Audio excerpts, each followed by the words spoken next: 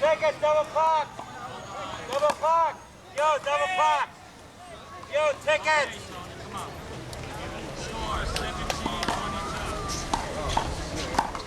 Hurry up, hurry up, hurry up!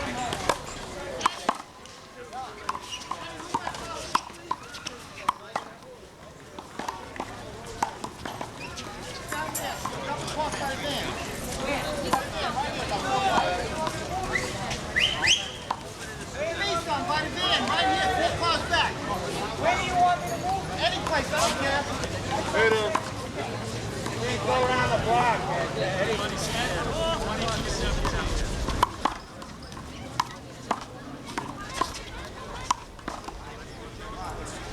Come on, Tony. Come on, Tony. This part.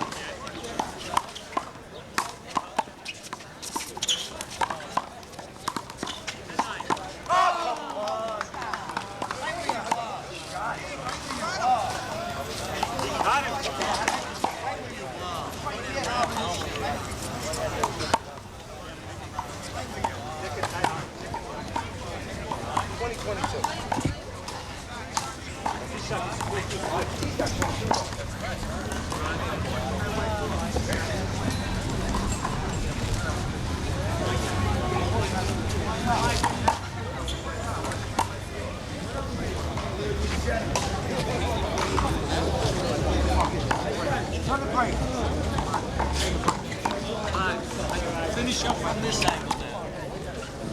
You got a minute time, right? Start over here again. Sit down over here one more time. Yeah, I think this is a fairly comfortable angle, right? Oh, this is fine. But if you see the players coming at you, protect yourself at all times. Okay.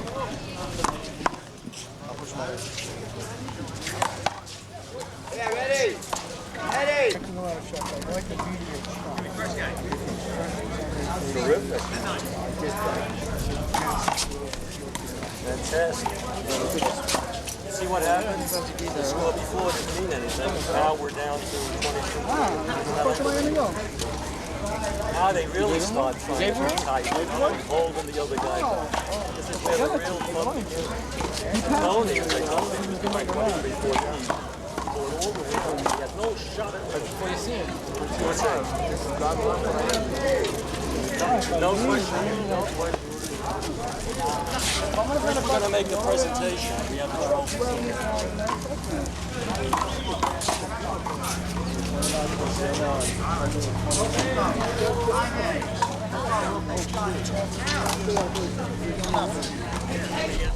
Good shot. Good.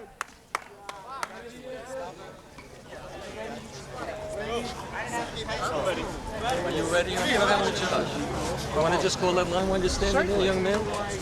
The score, 22-20. Play ball.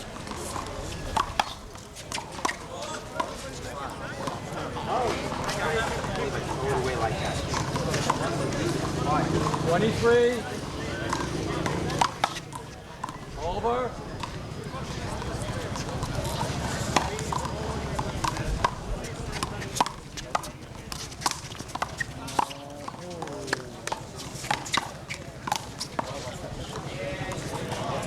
Ridley's ready. 24.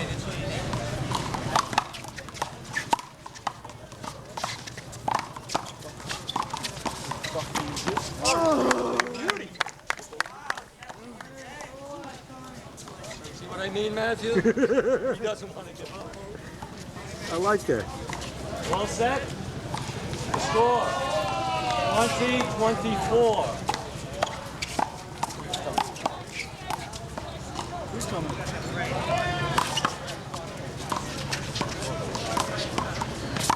Yeah, awesome shot. Damn it.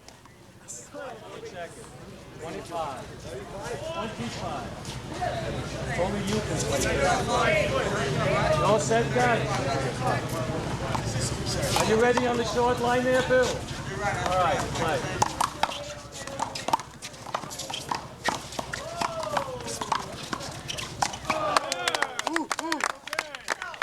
Thanks, Eddie.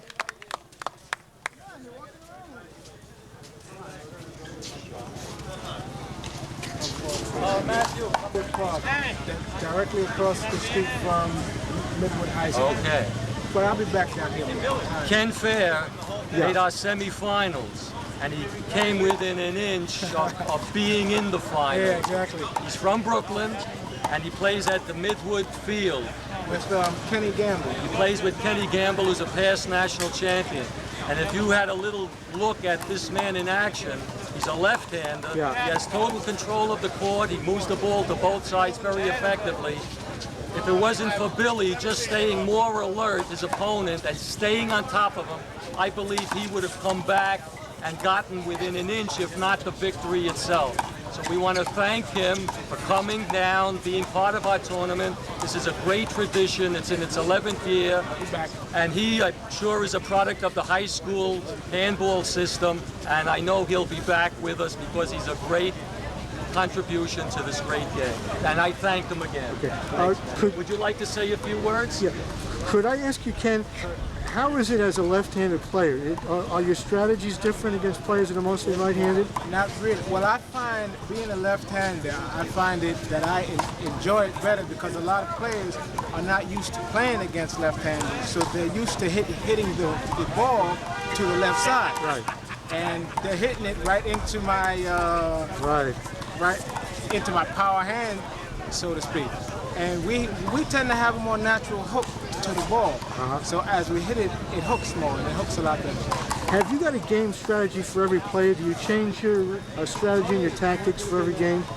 It depends mostly on how I'm feeling, and the first few points of the game, I check out my opponent, and then I play depending on the weaknesses I see in my opponent. I noticed in the semifinal matches, it seemed to me that you tried to overpower a guy who was very, very quick. Was that your kind of strategy, or had it come out that way? Or? No, I just felt in that game I wasn't playing my game, and I felt I was playing more his game, and putting a lot of lower shots and trying to hit with power, which is a game that I can use, but that's not normally my game. I play a higher game. Is your game a high game with volleys and all that? I love a high game, especially when my opponent is hitting a lot of hard shots, and I just pop a couple right over his head. You know, I noticed in that game that most of the play was on the left side of the court. Was there any reason for that? I was trying to keep it to his left. Yeah. And keep it hard to his left, but I was not playing my game, and I was very upset with myself. And once we got about halfway through the game, I realized that I was not into my game, and I was tired. By the time he scored 6, I already felt tired. I noticed you started, if you excuse me for saying so, you started to lose a little concentration toward the end of the game. Am I right? Yeah. I was getting upset at myself.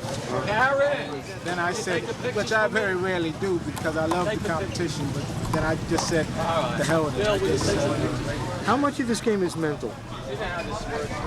How much of it is concentration, strategy, a kind of conscious focus on what you have to do, and ability to keep that focus? I think it's 50-50. I think it's 50% mental, but I think if you're not in shape and if you don't have the physical, then no matter how much mental you have, if you don't have it physical, if you're not in shape, it's gone. Okay, I'd like to ask you a last question.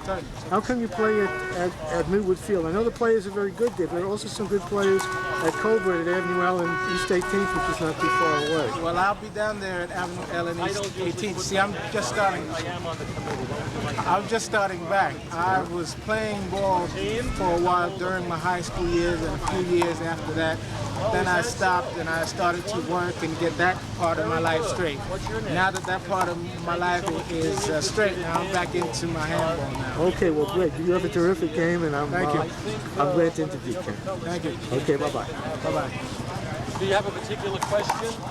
Bill's trophy to a guy who really had it within him to come through. I think the heat may have taken a little bit of his energy. Could we start the speech again? I don't know you have it on. Word for word. It's a great deal of pleasure to make this presentation. First to Tony Olata. He was the finalist in the game you just witnessed. If it wasn't for the heat, I think he would have come within just this much of possibly taking the championship. So it's my pleasure to give him the second place finalist trophy for a job well done. Thank you very much. And in a little while, Tony will say a few words about his observations about the game. But to carry this through now, I want to make the first place presentation. My back is bad. Again, with a great deal of pleasure, to the champion of our Day of Stars 1990, our 11th year, our young champion, Billy Maggio. Thank you. Okay, guys. And now what I'd like to do is have our famed photographer Matthew first interview Tony, and then interview Billy. Why don't you put that down? Just stay here 1 second, all right? No, just stay in the area. Just stay right here. Could I ask you, Tony? It seemed to me that your strategy was to keep the ball low and to the left, and try to stop him with his passing shots. Was that your game plan? My game plan was to actually keep it where he was keeping back near the long line, so this way he won't get a chance to use his getting close to the wall shots that he normally gets to. I really wasn't working too good with my shots today. They were a little off. I tried to actually work on his left hand, which is weaker than his right, and I didn't get enough to his left to really make my score any better. But overall, he played a very good game, and my game was okay, a little off, but that's not any excuse. In the game, you have your off days. But I really, really enjoy playing with Billy. I think he's a great player, and I enjoy the game for more reasons than one. One of the reasons I enjoy playing handball, I think it's one of the best cardiovascular exercises there is. It keeps your reflexes very, very coordinated. And for myself, that I'm 45 years old now, I feel like in great shape because of handball. I think it's one of the best exercises, cardiovascular work, and also for my singing. I do a lot of singing, and the cardiovascular exercises help me sing for my arias and classical music. Who's your favorite composer? I enjoy Verdi. I enjoy Puccini very much. I enjoy all the tunes from Showboat. I do all kinds of music. I like classical, I like popular songs from Tony Bennett to Mario Lanza. Could I ask you, Tony, I noticed that you used your weight in blocking him out very well. There was a certain kind of fluidity where you kind of put your body between him and the ball as much as possible. Had you worked on that kind of blocking skill? That kind of skill it probably comes to me naturally. Or maybe I should say I watched a lot of games of Steve Sandler, which he did that very well. Right, because I noticed the old guys are experts at always having their rear ends in your stomach. Yeah. I didn't really do it deliberately. I just so happened that the shots were getting close to my body. I don't normally do that. I usually like to keep the ball towards the lines, closer to the lines as I can, opposite me. But my game was overall pretty good, and of course Billy's game was excellent. Could I ask you a last question, Tony? If you wanted to get away from his his low ball power, how come you didn't play him high? I should have played him high. I wasn't thinking. Yeah, I wasn't using my noodle today. Because if you would have played him high, it would have kept him out. It definitely would have. I didn't play the game the way I should have. I didn't play the right game plan today. And because of it, I lost. I'm just asking because... You're right. No, because the last guy, Ken Fair, also played him low, and he lost almost in the same way. Yeah. And the two of us were staring at the game and wondering how to play this guy, right? Right. And I didn't even play him the way I should have. Yeah, you're right about that. Well, there'll be other times, and I'll enjoy the game even other times playing with him, and hopefully it will be a better game on my behalf. Okay, Tony, and thank you very much. Thank you. Okay. Matthew, now I'd like to introduce our first place winner and finalist, Billy Maggio. Hi, Billy. How you doing? Now, could I ask you, Billy, how did you like the game plan of Ken and Tony, that they were playing against you with a low ball? And... Well, you know, I don't really, when I'm out there, I don't think of the other player's game plan. He hits the shot, I go for it. If I make it, I make it. That's it. He serves, I return it. Wherever the ball is, I go for it. You know. Had you had a sense of a weakness in Tony's game? Any place that you tried to focus on?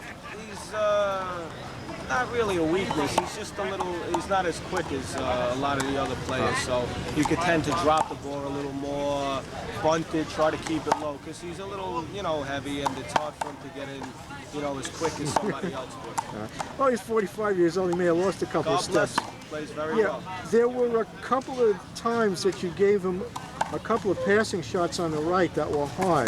Was that a deliberate attempt to try to get him to move away from the wall? Yeah, pretty much, because he expected a lot of low stuff from That's My Game. So you have to change it up, because he's very smart. You keep going for the same shot, he's going to remember it. So that was a conscious attempt to surprise him at that point, exactly. Those two high balls. Yeah. Okay, Billy, and congratulations on your victory. Thank you, and thank God for handball. Right, all right. Okay, Billy. Okay, Matthew. Stay right here. I'm going to take another picture of you. Stay on this side. Now I want to introduce you. You're over there with that one. I'll be right with you. I want to introduce you to Sam Sonnenblick, 90 years old. So I want you to chat with him about his observations about the game that he saw today, and also about some of the games he remembers in the past, and especially how he stays in such great shape. Okay, Ruby. Could says if you can't decide to walk, otherwise you wind up in a wheelchair. Tell him. All right. Could I ask you, Sam? I presume that you probably knew all the great players like this, Hershkowitz and Mo Orenstein. Yeah, I used to watch them in Lincoln Terrace. In Lincoln Terrace Park, right? Yeah, I lived across the street. I used to go there every day for an hour before I went to work. How would you describe the atmosphere in Lincoln Terrace? And Beautiful. in those days, it was mostly a Jewish neighborhood. Could I ask you this? How would you describe the personality of Mo Orenstein? They were all great players. Yeah. Every one of them. A couple of them came down here, but very few. Yeah. They rode the rage, Right. I started playing in the 20s and 30s. Yeah. We didn't have no courts. I played against the buildings. Oh, really? Yeah. Well, in that case, every time you hit a brick that had a weird angle. Well, yeah, it wouldn't come back like in this wall. Yeah. How do you feel about the new game with a blue ball and without gloves? Do you think it's like the old game with a black ball and with gloves and how the hands were hurt and puff up? We never played paddleball them times. No, I know that. No. But how do you feel handball. about not having the gloves and all of the bone bruises and all that? Better to wear gloves always. Okay. Sure, they get all the corners. Now, I always thought of handball as a gambler's game, as a game where everybody was involved in a lot of betting. Is that fair? No, we never betted them years. We didn't know anything. We just played it for sport, How about exercise. How about all of the trick stuff? The the left-handed stuff, the backhanded stuff. Well, the one like Ruby, nobody ever played like him. Yeah. He can hit a ball with his hands like this, I know. and accurate. He can Control it. he can punch the ball with accuracy. He has no That's right. weaknesses. He's the only one that I can see doing that. He was the only one who ever did that? He's the Well, only then I one was that lucky could- to see him. He's the only one that could accurate, Accurately punch the ball. Yeah. It's very hard to control a punch. Yeah, but nobody could do it but him.